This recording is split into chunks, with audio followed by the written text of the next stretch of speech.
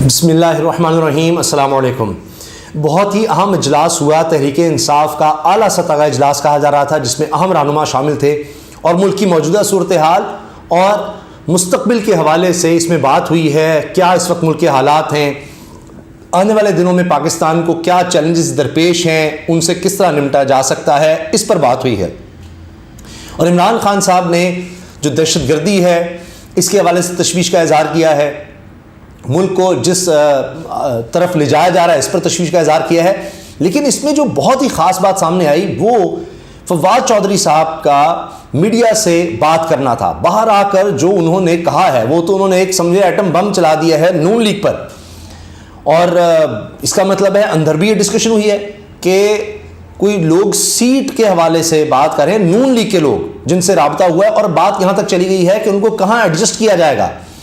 اب ذہن میں رکھیے کہ عمران خان صاحب مارچ اور اپریل میں الیکشن کا کہہ رہے ہیں، یہ بڑی اہم بات ہے، بڑی اہم بات ہے۔ یہاں تک میں کہا جی لگتا ہے جی اسٹیبلشمنٹ اپریل میں الیکشن کروا دے گی، یہ بھی بہت اہم ہے۔ اور پھر جو ملک کے حالات ہیں، یہ تو نہیں ہو سکتا کہ کوئی بھی ادارہ اس کے بارے میں فکر مند نہ ہو۔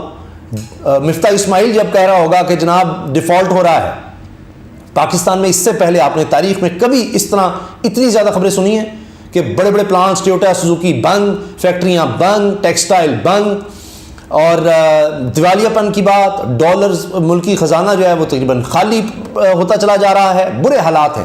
اور اسی والے سے سارا اجلاس تھا کہ ہمیں اگر حکومت ملی تو ہم نے کیا کرنا ہے۔ حکومت جو اس وقت موجود ہے وہ تو الیکشن ڈیلے کروانا چاہ رہی ہے، ہر حربہ آزما رہی ہے۔ وہ تو اب یہ حال ہو گیا ہے کہ پھر سندھ حکومت کہہ رہی ہے جی کہ اب تو آپ سندھ میں شہری علاقوں میں جو دوسرا مرحلہ تھا بلدیاتی الیکشن کا وہ بھی ملتوی کر دیں، اس کے لیے بھی اب انہوں نے الیکشن کمیشن کو کہہ دیا ہے۔ وہ تو اسلام آباد میں الیکشنز نہیں چاہ رہے، لیکن حالات کچھ اور ہیں کہ جب آپ کا وزیر اعظم ہتھیار ڈال دے گا، وہ کہے گا جی ہمیں تو پتہ ہی نہیں تھا حالات ایسے ہیں۔ یہ ان کو اب 9 مہینے بعد خیال آ رہا ہے کہ پتہ ہی نہیں تھا حالات ایسے ہیں، اور وہاں ڈیرہ اسماعیل خان میں تقریب سے خطاب کرتے ہوئے کہہ رہے ہیں، اور ساتھ عجیب و غریب بات کر رہے ہیں کہ جی ہم نے 88 ارب روپیہ اپنی جیب سے سیلاب زدگان کو دیا۔ اتنی شرم کی بات ہے کہ آپ کا پرائم منسٹر کہے جی اپنی جیب سے دیا۔ پرائم منسٹر کی جیب سے کون سا ہے؟ آپ تو عوام کی جیب سے سب کچھ لے رہے ہیں، یہ ٹیکس کا پیسہ ہے جو آپ دے رہے ہیں لوگوں کو، اور پھر وہ تو عوام کی جیب سے نکلتا ہے جو پرائم منسٹر ہاؤس پر لگتا ہے۔ تو یہ وہی بات ہے جو مریم اورنگزیب صاحبہ نے کہی تھی نا، پورے 2000 روپے حکومت اپنے 2000 روپے دے رہی ہے۔ وہی بات جناب وزیر اعظم نے کر دی ہے کہ جی 88 ارب روپیہ ہم نے اپنی جیب سے دیا ہے۔ یعنی آپ نے تو اپنی جیب سے ایک آنا نہیں دیا، آپ نے تو 16 ارب روپیہ جو قوم کا جو ٹیٹیاں لگا کے گیا، آپ نے تو وہ تک نہیں واپس کیا، کچھ بھی واپس نہیں کیا۔ اب تو خبریں آ رہی ہیں کہ آپ جو توشہ خانہ میں لے گئے اس کا تو حال ہی کوئی نہیں۔ اب میں آپ کے سامنے پوری بات رکھ رہا ہوں جو کچھ فواد چودھری صاحب نے کہا ہے۔ خبریں اور بھی بہت سی ہیں، کوشش کریں گے ان کا بھی حوالہ دیں۔ اب جناب جو بم پھوڑا ہے فواد چودھری نے، وہ کہا ہے جی مسلم لیگ نون کے چند اراکین صوبائی اسمبلی ہمارے ساتھ سیٹ ایڈجسٹمنٹ چاہتے ہیں۔ فواد چودھری سیٹ ایڈجسٹمنٹ، یہ ایک عجیب بات ہے کہ جناب ہم یہاں سے الیکشن لڑیں گے، تحریک انصاف کا بندہ یہاں سے نہ کھڑا ہو۔ یہ سیٹ ایڈجسٹمنٹ کا مطلب یہ ہوتا ہے، جس طرح قاف لیگ سیٹ ایڈجسٹمنٹ چاہ رہی ہے کہ جہاں سے ہم الیکشن لڑیں وہاں سے تحریک انصاف نہ لڑے، تو یہ ہے سیٹ ایڈجسٹمنٹ، اس پر بات چلتی ہے۔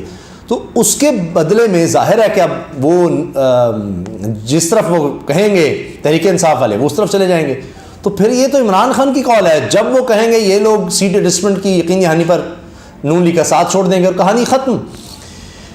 اب ظاہر ہے کہ وہ میاں صاحب تو جب آئیں گے، کہا جا رہا ہے جی وہ آئیں گے، وہ الیکشن کمپین چلائیں گے۔ جب تک وہ آئیں گے الیکشن کمپین چلائیں گے اس وقت تک تو ان کی پارٹی ختم ہو چکی ہوگی، یعنی ان کی سیاسی پارٹی بھی اور ویسے بھی ان کی پارٹی جو لندن میں چل رہی ہے وہ بھی ختم۔ فواد چودھری صاحب نے کہا ہے کہ 11 جنوری سے بہت پہلے وزیر اعلیٰ پنجاب کے لیے اعتماد کا ووٹ حاصل کریں گے، جبکہ مسلم لیگ نون کے چند اراکین ہمارے ساتھ سیٹ ایڈجسٹمنٹ کرنا چاہتے ہیں۔ اچھا بات اس سے بھی آگے چلی گئی ہے۔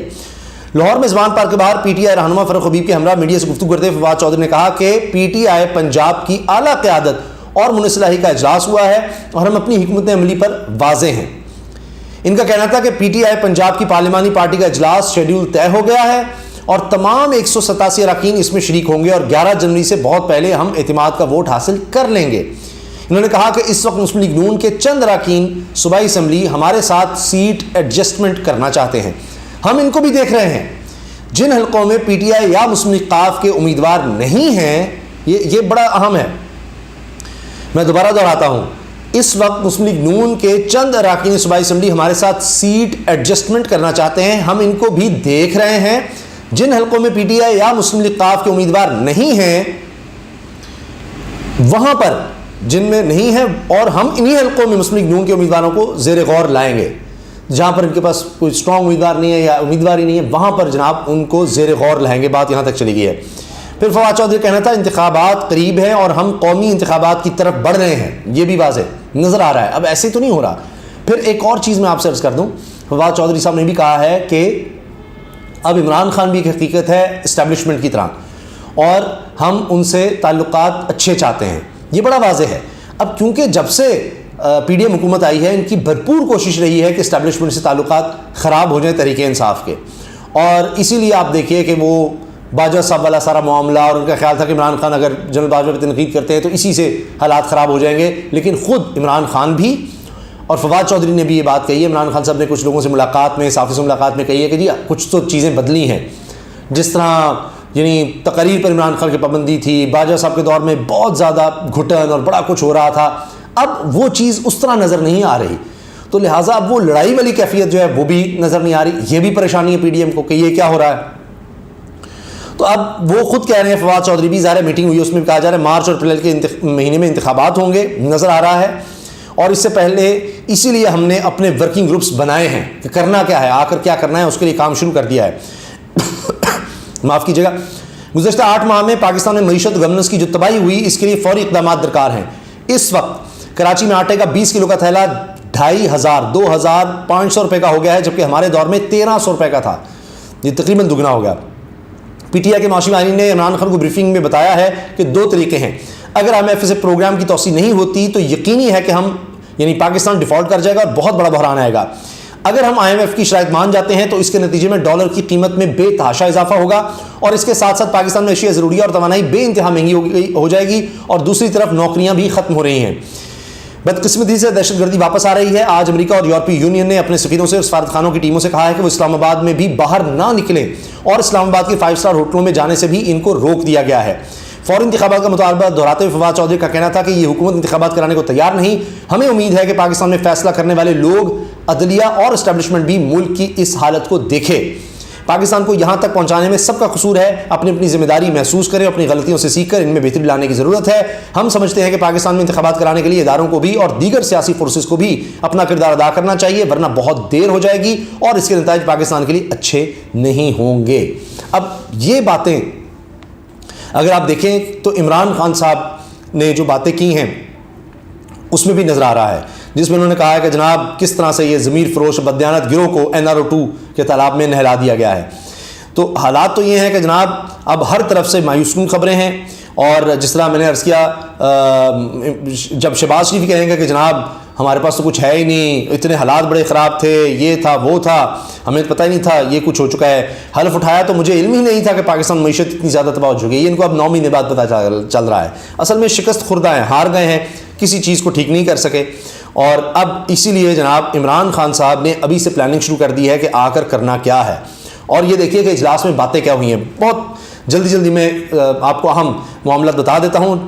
عمران خان صاحب کا کہنا ہے کہ کرپٹ، بددیانت اور نااہل گروہ معیشت کا جنازہ نکال چکا، اب وہ عوام کے جان و مال کے تحفظ میں بھی بری طرح ناکام ہے. زمان پارک لاہور میں عمران خان کی زیر صدارت اہم ترین اجلاس ہوا. اجلاس میں معاشی تباہی سے خود مختاری، دفاع اور سلامتی پر مرتب ممکنہ اثرات کا تفصیلی جائزہ لیا گیا. اس کے علاوہ ملک بھر میں خصوصی طور پر پاک مان سرحد سے ملحقہ علاقوں میں دہشت گردی پر بھی شدید تشویش کا اظہار کیا گیا.